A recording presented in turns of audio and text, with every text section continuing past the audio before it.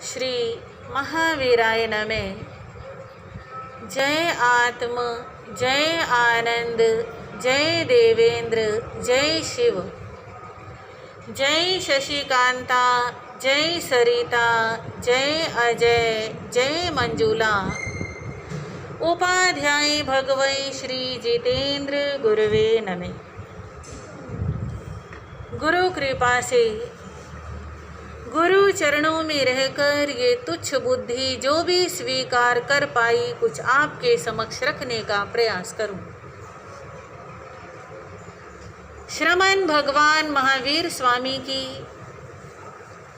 पावन पवित्र आनंददायिनी कल्याणकारिणी वाणी श्रीमद् स्थानांक सूत्र तीसरे ठाणे में बताया गया है। उत्तम पुरुषा तिविहा पनत्ता तंजहा। उत्तम पुरुष तीन प्रकार के बताए गए हैं, जैसे कि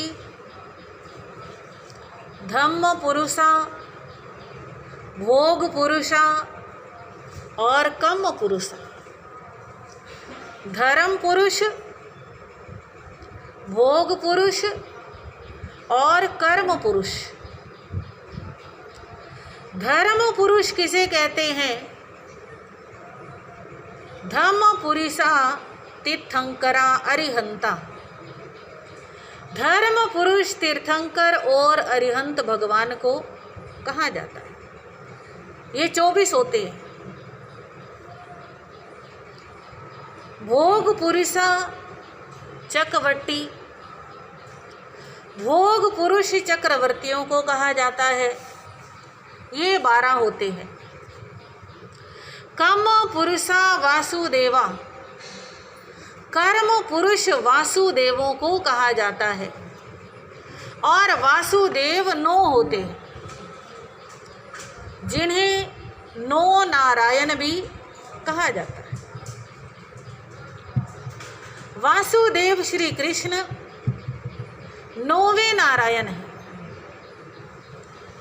वासुदेव श्री कृष्ण से पहले 8 नारायण और हो चुके थे, पर इन 9 नारायणों में सबसे अधिक 9वें नारायण श्री कृष्ण ने प्रसिद्धि पाई है।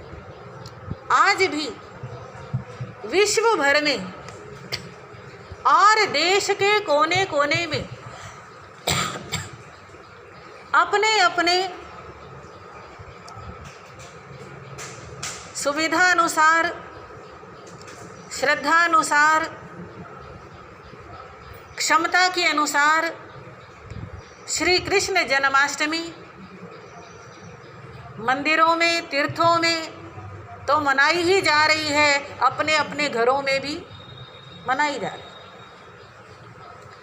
श्री कृष्ण वासुदेव का जीवन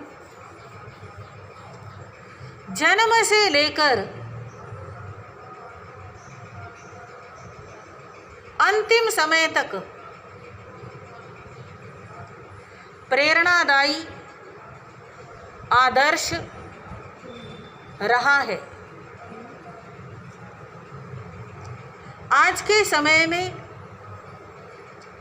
उस महापुरुष के जीवन के कुछ प्रसंगों को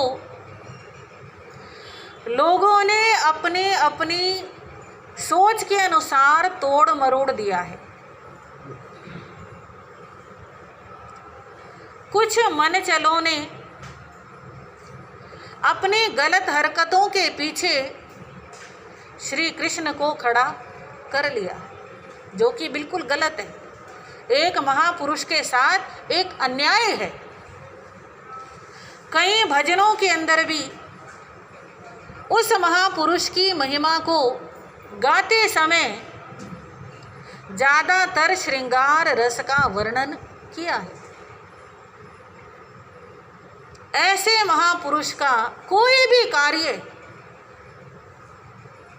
संसार को भटकाने वाला या किसी को गलत रास्ते चलाने वाला हो ही नहीं सकता। पर कहते हैं भक्तों की माया ही अलग होती है। भगत अपने भगवान को जैसा वो खुद सोचते हैं वैसा ही समझ भी लेते हैं, बना भी लेते हैं। पर कुछ भी हो, हम कुछ भी कहें, जो असलियत है, जो वास्तविकता है, वो तो वास्तविकता ही रहेगी। आज हम जन्माष्टमी के पावन अवसर पर थोड़ा सा उनके जीवन को समझने का प्रयास करें। इतने बड़े महापुरुष, 3 खंड के स्वामी, कर्म की रेखा देखो, जन्म होने से पहले ही मृत्यु अपना जाल बिछा के बैठी है।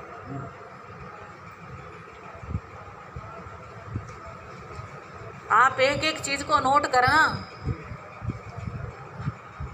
आज का इंसान कहता है मैं दुखी, मेरे से ज़्यादा दुखी और कौन होगा, मेरे को ये परेशानी, मेरे को वो परेशानी। पर महापुरुषों के जीवन उठा करके देख लो, अनेक परेशानियों के बीच में से भी किस प्रकार वो आगे निकल के आते।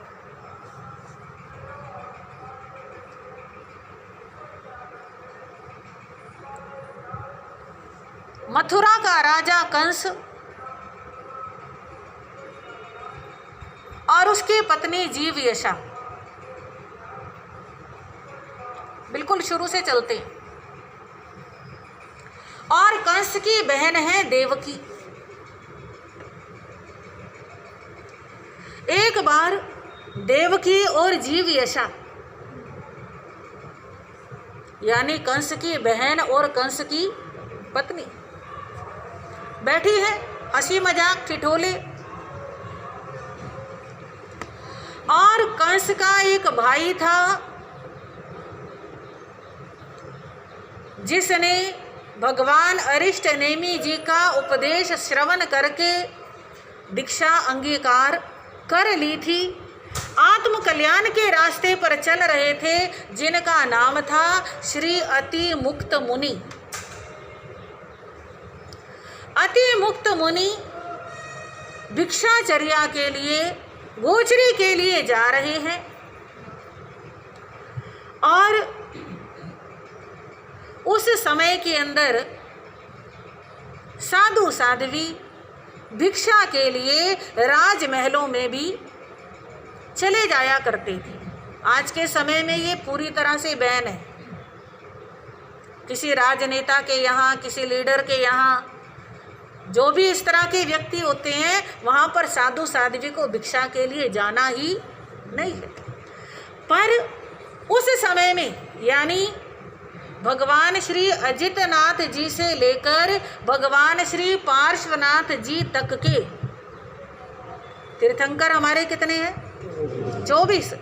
24 में से दूसरे तीर्थंकर से लेकर 23वें तीर्थंकर तक इन 22 तीर्थंकरों के साधु साध्वी राज परिवारों में भी भिक्षा के लिए चले जाया करते थे। तो अति मुक्त मुनि सहसा कदम बढ़ गए और वो कंस के महलों की तरफ चले गए। और जीवयशा ने देखा कौन आ रहे हैं।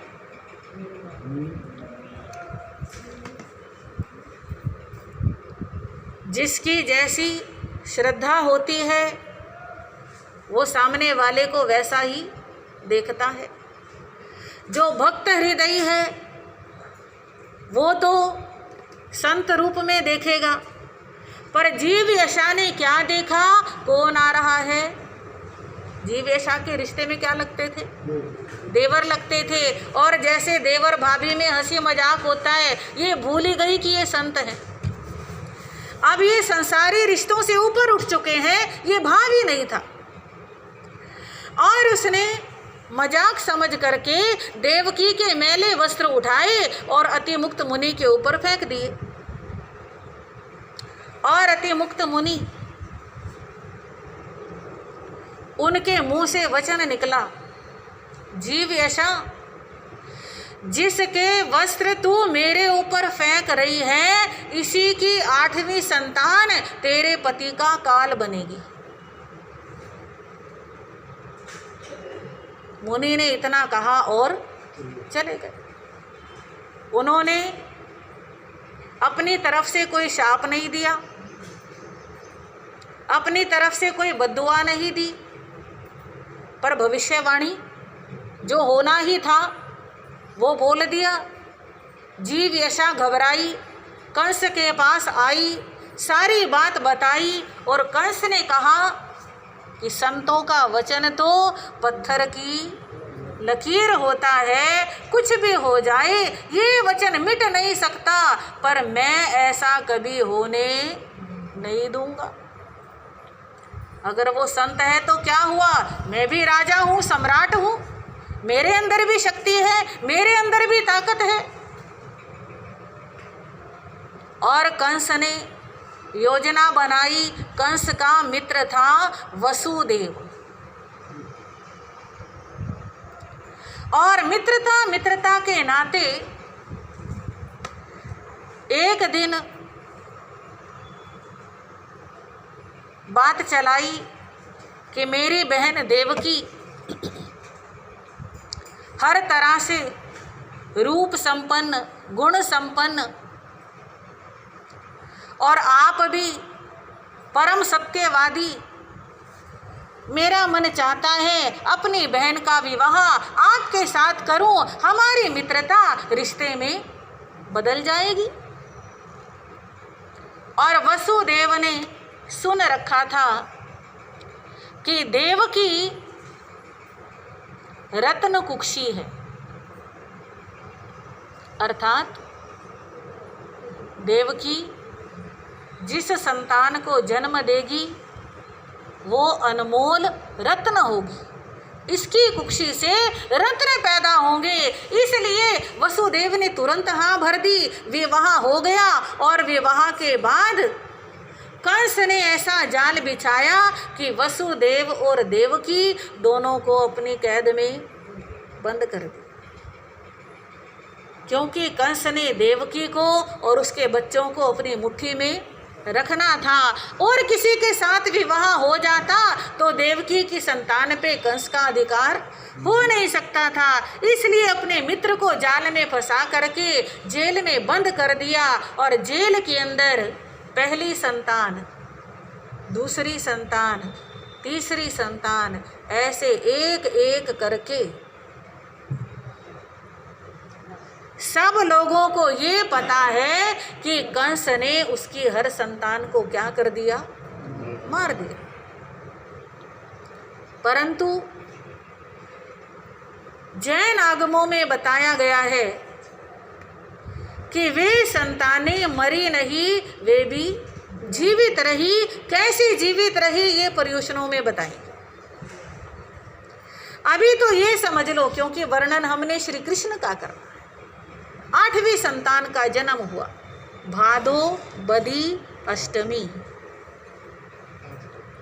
आज का दिन, मध्य रात्रि के समय, अर्धरात्रि के समय जन्म हुआ। और देखो पुण्यवान का पुण्य, भगवान की माया, जन्म होने से पूर्व ही मौसम ऐसा हो गया, इन दिनों में हो ही जाता है, आंधी तूफान बारिश, और बारिश भी ऐसी भयंकर, सब लोग अपने अपने घरों में, रात को तो वैसे ही सो जाते हैं, पर पहले कमरे बंद नहीं हुआ करते थे, खुले में भी सो जाते थे। कोई खुले में भी सोया ना रहे, सब अपने घरों के अंदर भाग गए बारिश से बचने के लिए। और देखिए ऐसा मौसम कि सोए हुए की भी नींद खुल जाए, पहरेदारों को नींद आ गई, ताले अपने आप टूट गए, हथकड़ियाँ बेड़ियाँ खुल गई। और वसुदेव का एक मित्र जिसका नाम नंद मित्र था, सेवक था, जो भी कुछ था, वो तो मन के भाव होते हैं, हम अपने सेवक को भी अपना मित्र समझ सकते हैं और अपने मित्र को भी नौकर समझ सकते हैं। वो तो हमारी अपनी अपनी सोच होती है। छाछ के अंदर पैदा होते ही बच्चे को लिटाया। ऐसे मौसम में तो वैसे भी बच्चे को बचा के रखते हैं, हाँ जी। और पैदा होते ही उसे बचाने के लिए छाछ में लिटाया। पतला सा कपड़ा था, अपनी साड़ी का फाड़ करके वही उड़ा दिया और वसुदेव ले करके चल पड़े हैं। इतनी ठंड, इतनी बारिश, बिजलियां कड़क रही हैं, बादल गरज रहे हैं और हाथ को हाथ दिखाई ना दे, इतना गहन अंधकार है। पर वसुदेव के अंदर तो ऐसी ताकत, भागे जा रहे हैं, भागे जा रहे हैं।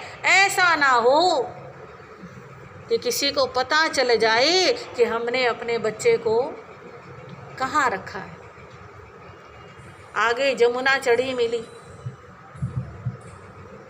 इतना पानी, कहते हैं ना परीक्षा होती है और कुछ पाने के लिए कुछ खोना पड़ता है।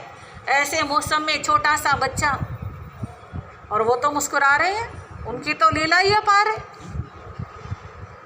उसी जमुना के अंदर प्रवेश कर दिया और जमुना यूँ सोचती है कि आज तो मैं इतनी चढ़ जाऊं जितनी आज तक कभी चढ़ी नहीं। और कवि ऐसा भी कहते हैं, जमुना का भाव था मैं श्री कृष्ण के चरण छू लूं। एक लहर आई, श्री कृष्ण के पांवों को छुआ और उसी समय जमुना ठंडी हो, मतलब शांत। और बस वसुदेव शीघ्र ही गोकुल पहुंचते हैं नंद के यहाँ। और नंद की पत्नी यशोदा ने भी अभी अभी एक बेटी को, देखो ये भी संयोग की बात।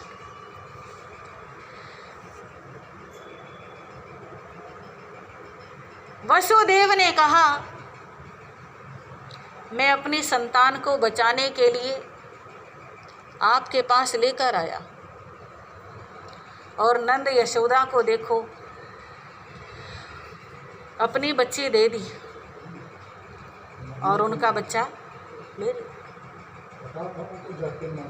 हाँ जी, हाँ बिल्कुल, ये भी मालूम था कि जाते ही मरना है इस बच्ची ने, पर अपने दिल के कलेजे के टुकड़े बदल लिए, उनका ले लिया और अपना दे दिया।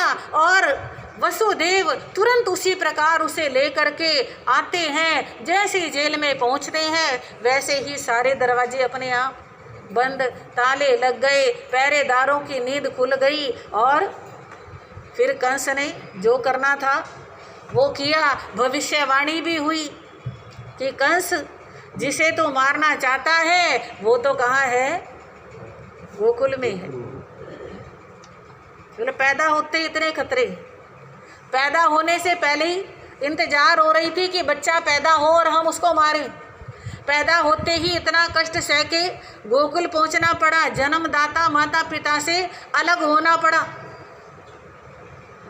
और वहाँ पर पहुँच करके भी कंस कभी पूतना को भेजता है, कभी अघासुर को भेजता है, कभी बकासुर को, और पता नहीं किस किस को क्या क्या भेजता रहा। और वो छोटा सा बच्चा, हाँ जी, दूध पीता बच्चा, कितने मरणांतिक कष्ट आते हैं, पर हर कष्ट से पुण्यवान जीव क्या होता रहता है, बचता रहता है। इससे पता चलता है दुनिया के लोग रास्ते में जाल तो बिछा सकते हैं, पर अगर हमारे पुण्य साथ हैं तो हम जाल से क्या उठते रहेंगे, बचते रहेंगे। जैसे जैसे कंस राक्षसों को भेजता है वैसे वैसे श्री कृष्ण एक एक राक्षस को मार मार करके क्या कर रहे हैं, अपना बल उनका बढ़ रहा है, प्रसिद्धि बढ़ रही है और पूरे गोकुल को कष्टों से क्या कर रहे हैं, बचा रहे हैं। बहुत सारी बाल लीलाएं महाकवि भक्त सूरदास जी बड़ी रचनाएं लिखी हैं। सूरदास का मतलब पता क्या होता है, जिन्हें दिखाई नहीं देता, आंखों से नहीं देखते पर मन की आंखों से भगवान के दर्शन करते हैं। और ऐसी ऐसी रचनाएं लिख दी, मैया मोरी मैं नहीं माखन खाए, बड़े सारे भजन हैं इसके ऊपर। मैया मोरी मैं नहीं माखन खायो रे मैया मोरी, मैं नहीं माखन खायो। और वो भी समय, एक दिन अब बच्चे मिट्टी में खेल रहे हैं, मिट्टी उठाई और मुंह में, हाँ जी, पहले तो बच्चे मिट्टी में खेलते थे, उनका स्वास्थ्य भी अच्छा रहता था, मन भी खुश रहता था। आजकल बच्चों को हाँ मिट्टी ही नहीं है, हमने ख़त्म कर दी। और तभी बच्चों की हड्डियां कमज़ोर रहती हैं। जो मिट्टी से पोषक तत्व इस शरीर को मिलने वाले थे, उन सबका रास्ता हमने बंद कर दिया है। चलो, अपनी अपनी सोच है। मिट्टी मुंह में डाली और मैया यशोदा ने पकड़ लिया, मुंह खोल, क्या खाया तूने? मुंह खोल, क्या खाया? मुंह नहीं खोलता है, बोलता भी नहीं है। और जबरदस्ती मुंह पकड़ के मुंह खोला। सारा ब्रह्मांड, नदियां, पर्वत और देवलोक और सारा कुछ, पूरा का पूरा लोक, पूरा का पूरा संसार छोटे से मुंह के अंदर दिखाई दिया। ये माता यशोदा की शक्ति थी, वही देख सकती थी और कोई देख नहीं सकता। और ये शक्ति कहाँ से आई? बलिदान से आई। उसने बलिदान दिया, अपना बच्चा देके दूसरे के बच्चे को अपने बच्चे से भी बढ़ के पालना। अपने बच्चे को तो माँ डांट देती है, मार देती है, हो सकता है परवाह ना भी करे, हो सकता है रोता हुआ छोड़ करके किसी काम में लग जाए, पर यशोदा का लाड़ आप जानते ही हो। मजाल है कि बच्चा कभी जरा सा भी परेशान हो जाए तो यशोदा माँ को पूरे ब्रह्मांड के दर्शन कर, ऐसा कहते हैं। श्री कृष्ण के अनेक नामों में से एक नाम था माखन चोर। वो क्या करते थे?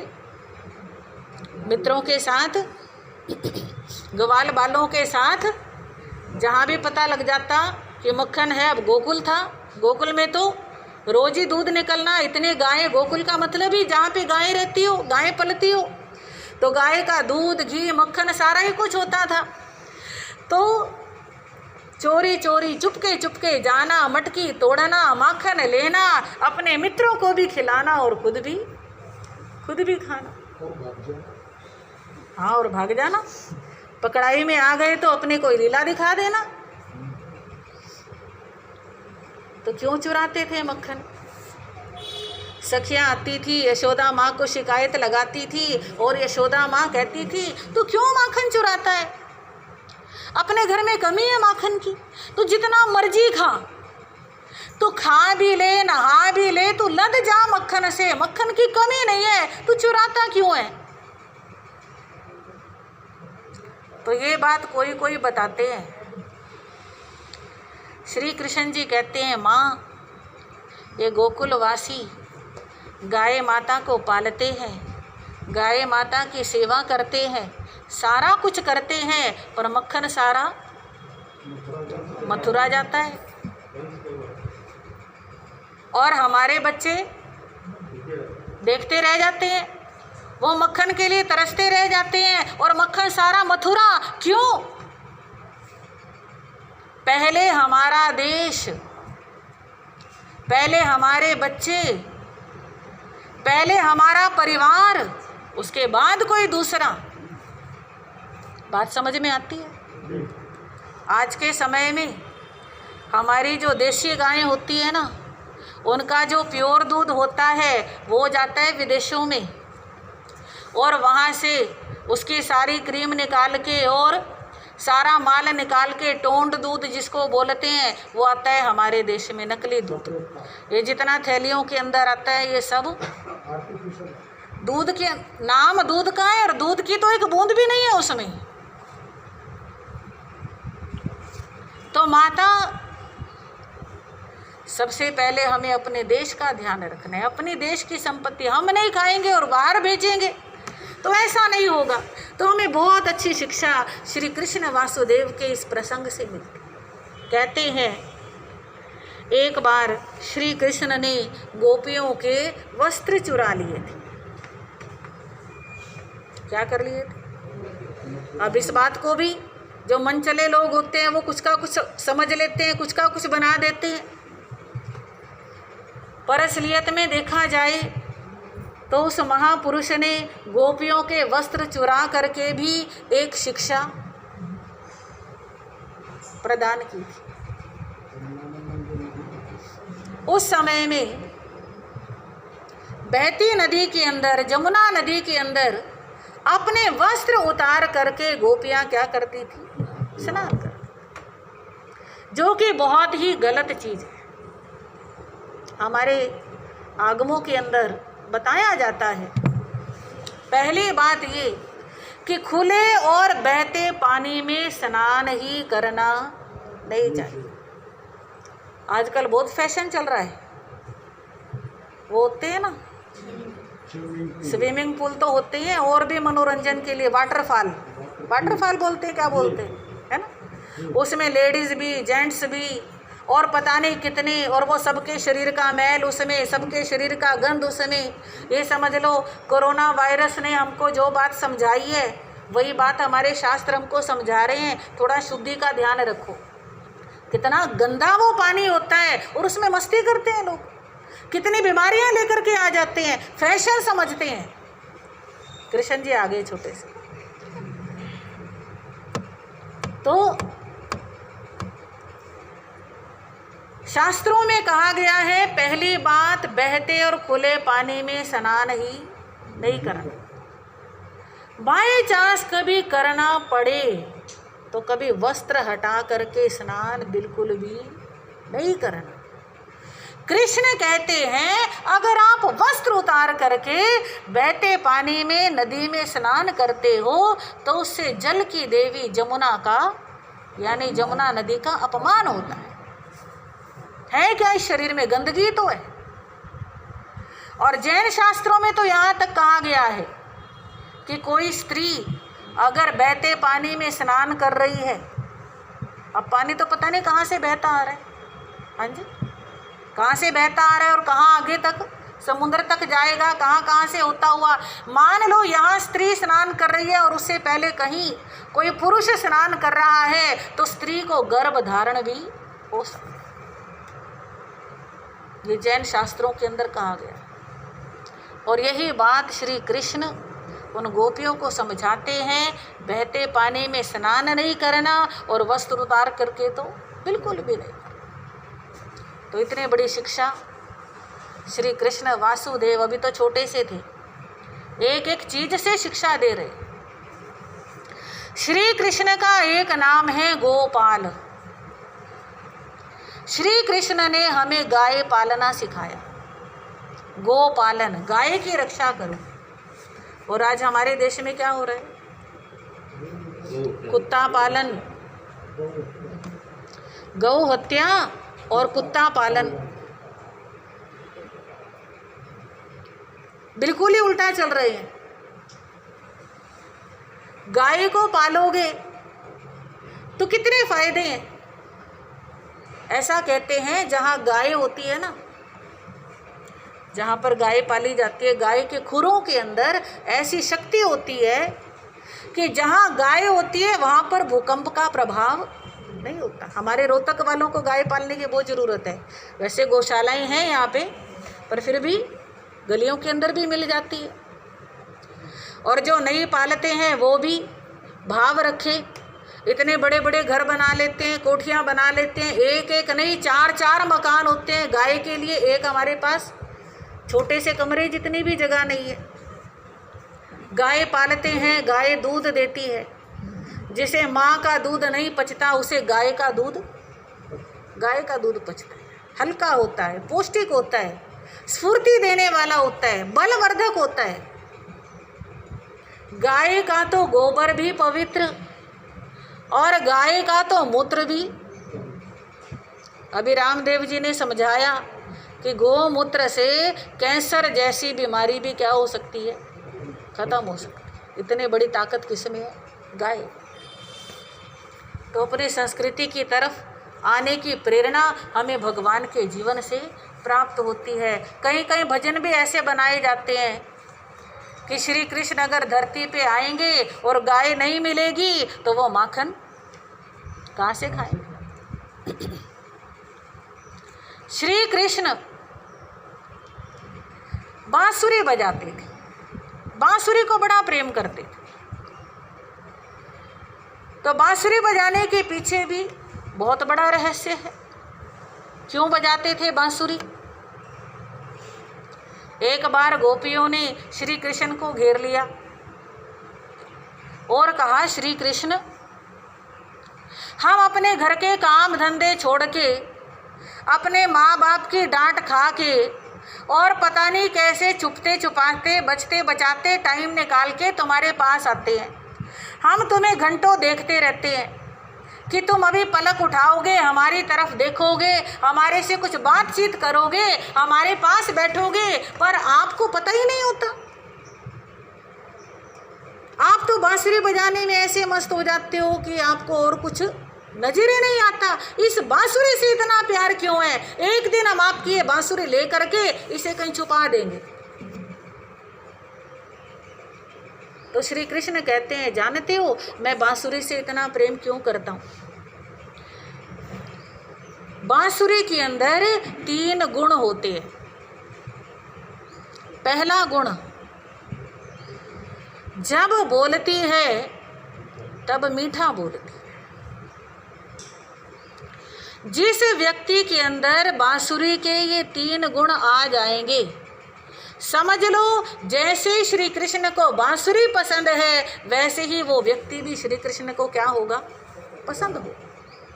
तो बांसुरी का पहला गुण, जब बोलती है मीठा बोलती है। दूसरा गुण, बिना बुलाए नहीं बोलती।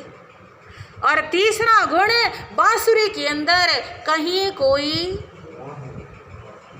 यानी अंदर से लेके बाहर तक पूरी की पूरी एकदम साफ, सरल, शुद्ध, कोई रुकावट नहीं, कोई बाधा नहीं, कोई गांठ नहीं। अर्थात जिस व्यक्ति का मन बिल्कुल सरल होगा, साफ होगा, शुद्ध होगा, जो बिना बुलाए नहीं बोलेगा, जो बुलाने पर भी मधुर ही बोलेगा, समझ लो वो बांसुरी के समान भगवान को प्यारा होगा। तो श्री कृष्ण कहते हैं, गोपियों इस बात को तुम भी अपने जीवन में धारण करो ताकि क्या कर सको? अपना जीवन ऊंचा उठा सको। श्री कृष्ण वासुदेव, कंस जिनका दुश्मन बना है, कंस ने बुलावा भेजा कि कृष्ण को यहाँ पर लेकर के आओ मथुरा में। कृष्ण और बलराम दोनों जाते हैं और रास्ते के अंदर ही अनेक बाधाएं बिछा रखी हैं, अनेक जगह कदम कदम पे मृत्यु बिछा रखी है। पहले एक हाथी छोड़ दिया शराब पिला करके कि ये हाथी ही उन दोनों बच्चों को अपने पांवों तले कुचल के क्या कर देगा? मार देगा। उस हाथी को भी काबू कर लिया। फिर अपने पहलवान छोड़ दिए, उन पहलवानों को भी काबू में किया। और फिर श्री कृष्ण ने अपने बल से, श्री कृष्ण तो बहुत छोटे थे और कंस तो कितना बड़ा प्रतापी राजा, राजमहलों में पला, राजमहलों में रहा, पर उस कंस का भी उन्होंने क्या किया? अंत किया। कंस का अंत करके अपने नाना को जेल से बाहर निकाला, अपने माता पिता को जेल से बाहर निकाला। राजगद्दी पर खुद नहीं बैठे, अपने नाना उग्रसेन को गद्दी पर बिठाया। अपने बल पराक्रम से जरासंध को मार करके 3 खंड के स्वामी बने। महाभारत का युद्ध हुआ, उसे रोकने के बड़े प्रयास किए। शांति दूत बन करके दुर्योधन के पास गए। और देखो कितने सतर्क थे। दुर्योधन कहता रह गया कि मेरे राजमहलों में इतने पकवान बने हैं, भोजन बना है, आप यहीं भोजन करके जाओ। पर श्री कृष्ण ने राजसी पकवान को देखा तक नहीं, खाना खाया तो कहाँ, विदुर के घर आकर के। और विदुर की पत्नी इतनी भाव विभोर हो रही है, आपने सुना ही होगा, केला तो नीचे गिरा रही है और छिलके खाने के लिए दे रही है। और वो कृष्ण देखो, बस उनको प्रेम चाहिए और कुछ नहीं चाहिए।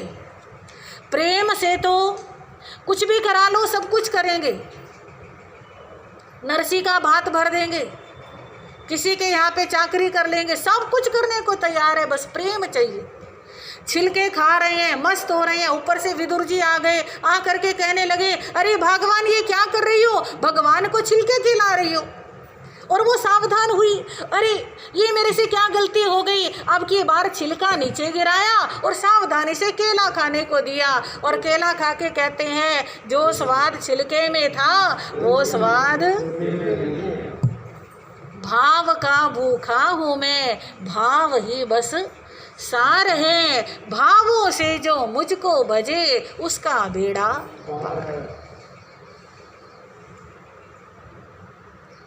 द्रौपदी का चीरहरण हुआ। क्या क्या घटना सुनाऊं, समय तो हमारा लिमिटेड है, सुनाते चले जाओ सुनाते चले जाओ, इतना विस्तृत वर्णन है, समय कितना निकल गया पता नहीं चलेगा, बातें फिर भी पूरी नहीं हो। द्रौपदी का चीरहरण हुआ। रखवाले बंसरी वाले आजा आजा कृष्ण मुरारे रे, अब कौन बचाए लाज मेरी। रखवाले बंसरी वाले आजा आजा कृष्ण मुरारे रे, अब कौन बचाए लाज मेरी। द्रौपदी की पुकार उठी और श्री कृष्ण उपस्थित हो गए। और द्रौपदी की एक साड़ी की पता नहीं कितनी साड़ियाँ खींचने वाला थक गया, पर द्रौपदी की लाज हरण नहीं कर सका। और कितना बड़ा आदर्श हमारे सामने उपस्थित करते हैं। सुदामा बचपन का मित्र, दीनहीन अवस्था में, और श्री कृष्ण 3 खंड के मालिक। पर जब सुदामा आया तो पानी की जरूरत नहीं पड़ी, आंसुओं से चरण धो। अरे द्वार पालो कन्हैया से कह दो, तेरे दर सुदामा गरीब आ गया है, के दर पे सुदामा गरीब आ गया। न सर पे है पगड़ी न तन पे है जामा, न सर पे है पगड़ी न तन पे है जामा। भटकते भटकते गरीब आ गया है, के दर पे सुदामा गरीब आ गया। आंसुओं से चरण धो दिए, खुद चरणों में बैठे हैं और सुदामा को सिंहासन पे बिठाया है। और घर वाली ने थोड़े से चावल दे के भेजे थे कि किसी के घर जाओ तो खाली हाथ नहीं जाते। अब जो अमीर आदमी जाएगा अच्छी चीज़ें लेके जाएगा, हम गरीब हैं, हमारे पास जो है हम वही देंगे। तो चावल की पोटली छुपा रखी है। सुदामा बड़ा संकुचित हो रहा है, शर्मा रहा है, ऐसा तो उसने सोचा भी नहीं था, इतना सत्कार करेंगे। और सोचता इतने बड़े महल, इतनी सुंदर रानियाँ, इतने नौकर चाकर, इतने ठाठ बाट और इतने बड़े स्वामी को, सम्राट को मैं ये 2 दाने चावल के दूंगा, अच्छा थोड़ी लगेगा। वो छुपा रहे। और श्री कृष्ण बिल्कुल उनके मन में ये भाव ही नहीं है कि मैं राजा हूँ, भूल ही गए, बिल्कुल बचपन में चले गए और कहने लगे सुदामा भाभी ने कुछ तो भेजा होगा। नहीं नहीं, कुछ नहीं कुछ नहीं कुछ नहीं, ऐसे कैसे हो सकता है। और बस जैसे बचपन में हंसी ठिठोली करते हैं, हाथापाई करते हैं और जैसे खींचतान करते हैं, चावलों की पोटली छीन ली और एक मुट्ठी खाई, 3 खंड में से 1 खंड दे दिया, दूसरी मुट्ठी खाई, दूसरा खंड दे दिया, तीसरी मुट्ठी खाने लगे, रुक्मणी ने हाथ पकड़ लिया। जब देने पे आता है तो आगा पीछा बस ले ले ले ले ले ले। और आज हमारा सगा भाई भी अगर आर्थिक दृष्टि से कमज़ोर हो जाए और हमारी स्थिति अच्छी हो तो हम सगे भाई से भी बात करने को तैयार क्यों पूजते हैं हम ऐसे महापुरुषों को। उनके जीवन से शिक्षा ही नहीं लेनी होती हमें। शिक्षा एक भी ले लो तो पूजना सार्थक है। शिक्षा हम एक भी नहीं लें और कहें हम तो उनके भगत हैं जी, हम तो ये पता नहीं क्या क्या भजन और क्या क्या भक्ति, फूल फल मेवा मंदिरों के अंदर बड़ा अच्छा अच्छा चढ़ावा चढ़ाएं, कोई फ़ायदा नहीं है। अगर भगवान के भगत हैं तो उनके जीवन से शिक्षा लें। अंत में श्री कृष्ण महाराज भगवान श्री अरिष्ट नेमि जी के चचेरे भाई थे और भगवान श्री अरिष्ट नेमि जी एक दिन श्री कृष्ण जी ने ही पूछा तो उन्होंने बताया कि तुम्हारी द्वारिका नगरी का समय आने पर शराब के द्वारा, आग के द्वारा और द्विपायन ऋषि के द्वारा विनाश होगा। तो श्री कृष्ण ने आकर के अपने पूरे नगर में घोषणा कराई, द्वारिका नगरी का विनाश होगा, पर विनाश से पहले जो साधु बनना चाहता है, जो दीक्षा लेना चाहता है, क्योंकि जिसने दीक्षा ले ली वो तो द्वारिका निवासी नहीं रहा ना, वो तो द्वारिका से बाहर गया और आत्म कल्याण के रास्ते पे चल पड़ा। जो आत्म कल्याण के रास्ते पे चल पड़ेगा उसका द्वारिका के साथ विनाश नहीं होगा, उसका तो कल्याण होगा। तो जो भी अपना कल्याण करना चाहे वो करे। सबको मेरी तरफ से आज्ञा है, कोई ये परवाह ना करे कि मैं साधु बन गया तो मेरे माता पिता की सेवा कौन करेगा, ये कृष्ण बैठा है। हाँ, कोई ये ना सोचे मेरे पत्नी बच्चों का क्या होगा, ये कृष्ण बैठा है, ये सबके परिवारों का ध्यान रखेगा। आप साधु बनो। और इतनी अच्छी भावना से दीक्षा की, सबको दलाली कमाई। कहते हैं उनकी अपनी रानियों ने, अपने बच्चों ने, अपने बहुओं ने भी दीक्षा ली, उनको भी रोका नहीं। सब दीक्षा लो, सब दीक्षा लो। तीर्थंकर गोत्र का उपार्जन कर लिया। आने वाले समय में हाँ जी अमम नाम के 12वें तीर्थंकर बनेंगे और पता नहीं कितनी जगती का कल्याण करेंगे।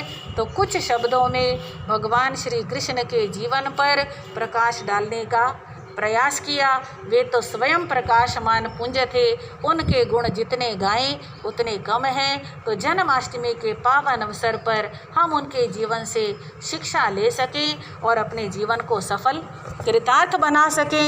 इन शब्दों के साथ आज के वक्तव्य को विराम।